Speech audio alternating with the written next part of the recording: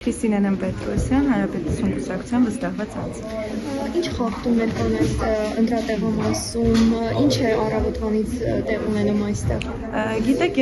եկեք այսպես էլի բնորոշեմ, որպես խախտում չեմ արձանագրում, քանի որ ես շատ լավ նկատում եմ, որ այստեղ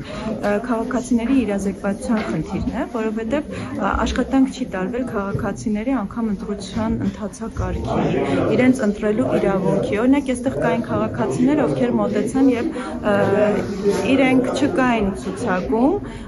բայց նաև ուղղորդված չէին ու չգիտեին, թե որտեղ պետքա դիմեն, որպեսզի տեղեկանան, իմանան, թե ոնց կարող են ընտրել ու մարդիկ ցանկանում էին ընտրել եւ հանձնաժողովի նախագահն է իրենց ուղղորդել անձնագրային բաժին, որպեսզի իրենք իրենց ընտրելու իրավունքի հետ կարողանան առերեսվել, այսինքն անենք հետեւություն, որ քաղաքացիների հետ երբեմն աշխատանք չի տարվել ու ինձ մոտ տպավորություն էր, որ իրենք առաջին անգամ են եկել ընտրության ու չգիտեն ընտրությունը ինչպես է տեղ ունենում ու ոչ թե խնդիրը գնում էր մեծահասակների մասին, այլ նաև միջին տարիքի անձանց, ովքեր արդեն մի 2-3 անգամ նվազագույնը պետքա ընտրած լինեին, ու այդ ընթացակարգին շատ լավ ծանոթ պետքա լինեին։ Շատ շնորհակալ եմ, որ բարձրաձայնում եք այս ամենի մասին, որովհետև անկախ նրանից թե ով կընտրվի տվյալ տարածաշրջանում, շատ կարևոր է, որպեսզի քաղաքացիները գիտակցեն իրենց իրավական պարտականությունները եւ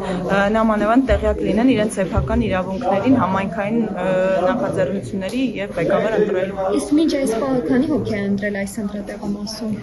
Ես ունեմ ինձ մոտ տվյալ, որ ընդհանուր այս ընտրատարածքում 14-ի 10 ընտրատեղամասում 1914 անձ պետք է մասնակցի ընտրության, 16-53-ի դրությամբ 664 անձ է միայն մասնակցել ընտրություններին։